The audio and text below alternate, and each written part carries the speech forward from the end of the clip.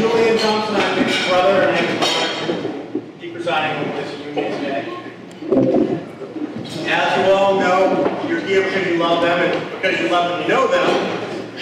You know that they're unorthodox, where most weddings we've all been to, they make you wait to eat. Well, they decided to interrupt your meal with the service. So, I'm just going to tell a little quick story about how I know that they met and what I had to do with it. My wife Heidi was able to come today, she's home with our kids, but she is a very close friend of Mel's.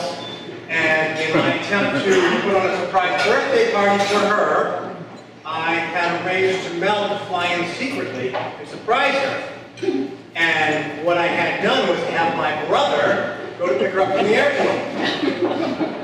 You don't know the funny part yet. So, we live in northern Massachusetts, we live right on the Hampshire border. So when we go to the airport, from where I live, we go to the Hampshire airport. And when I was going up with Nicholas, which is a little south, we used to go to Boston. I found this out after how it pans up. So, I start getting phone calls. Mel's on her way in, Nick knows when to get there, she doesn't know where I'm going with this, and that's the best part of this. So it turns out, Mel's at the airport calling me, where's your brother, where's Nicholas? Nicholas is calling me, he's at the airport, where is Mel? Nicholas is in Boston, she's in Manchester, New Hampshire. Oops. So, they had a long time to talk and know each other. When they were talking on the phone, he goes up, picks her up, starts driving back to our house. It's about an hour either way.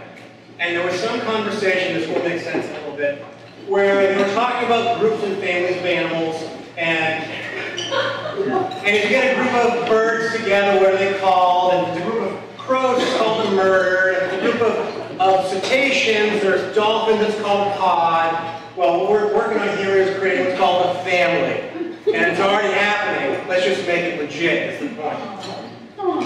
So having said that. So last month, and I'm jumping right ahead. Okay, I'm on the roll. So Mel came down to my wedding about 6 years ago now. And she was a long night, and it was kind of crazy, and it was kind of like this, and unorthodox. Should I go there? I'm going. So, no, I didn't. So, it turns out Mel was left at the reception, and she ended up spending the night in the room with us. Not even sweet in the separate room. They weren't that close friends. Anyway. I slept on a couch. I slept on a couch. Anyway, she did say at the end, because Nick was the best man and she was a maid of honor, wouldn't it be great if I married Nick and we all be a family together? There you go.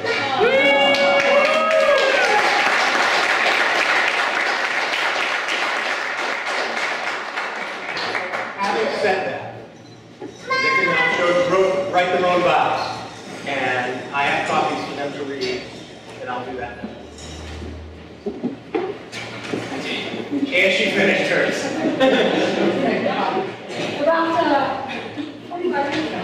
So at the conclusion of the reading of the vows, we'll exchange drinks, and then there might be some eating and drinking. I'm not sure if I can do that here. And kissing. That too, but I'll let that be kissing. So having said that,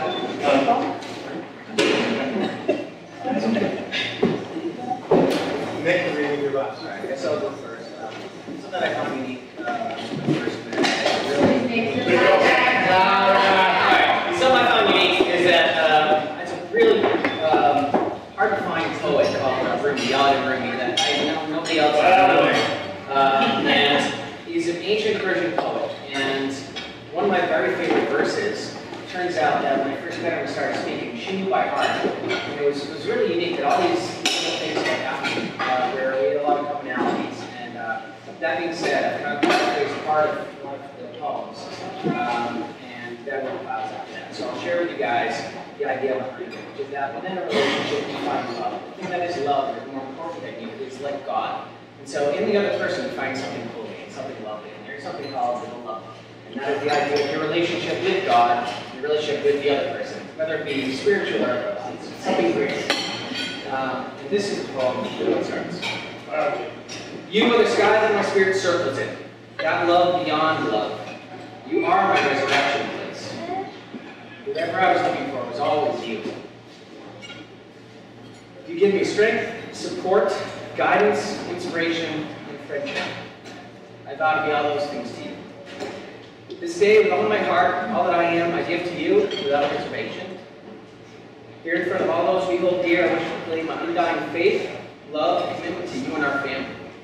To Gianna, I vow to be a teacher, mentor, protector, and friend. To your parents and brothers, I vow to be caring, honorable, faithful, and loving. To Melissa, I vow to love, honor, hard to read through tears, cherish and celebrate you for all the days of my life, for together we are far greater than the sum of our parts. Together we are protected from life's trials and tribulations. May we be to each other shelter in times of storm, nourishment in times of hunger, and a compass when lost. From this day forward we shall never be alone. This day with all my heart, without reservation, all that I am I give to you.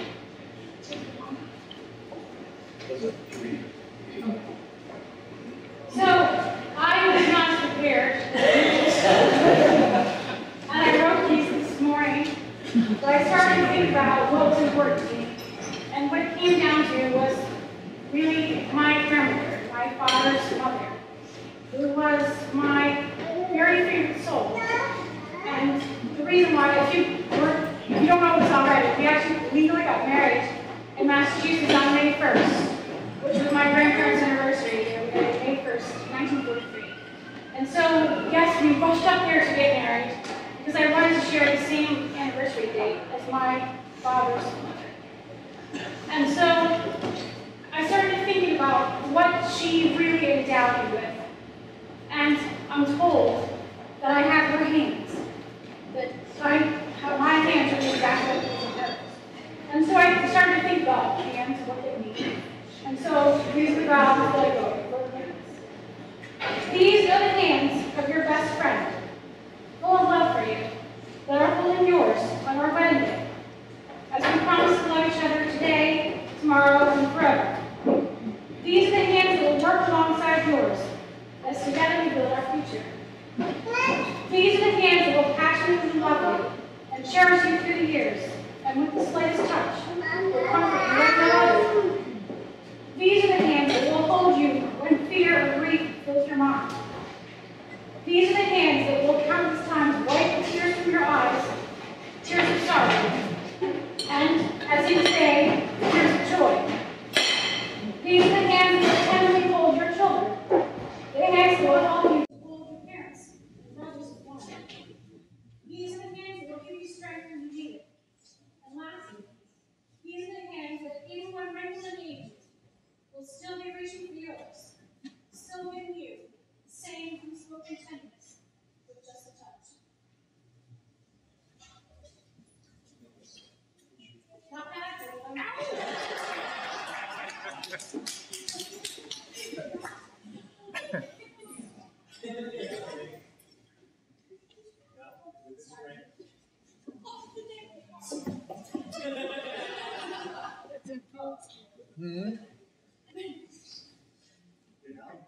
With this ring,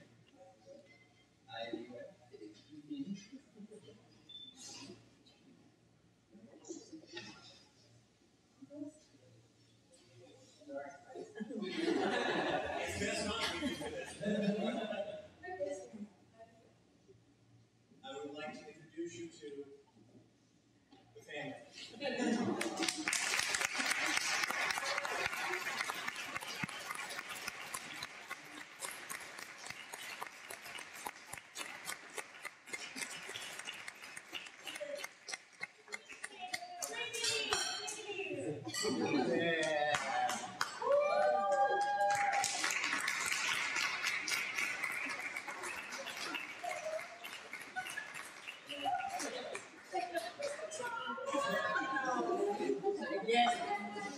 Can't say a few words. Thank you for coming.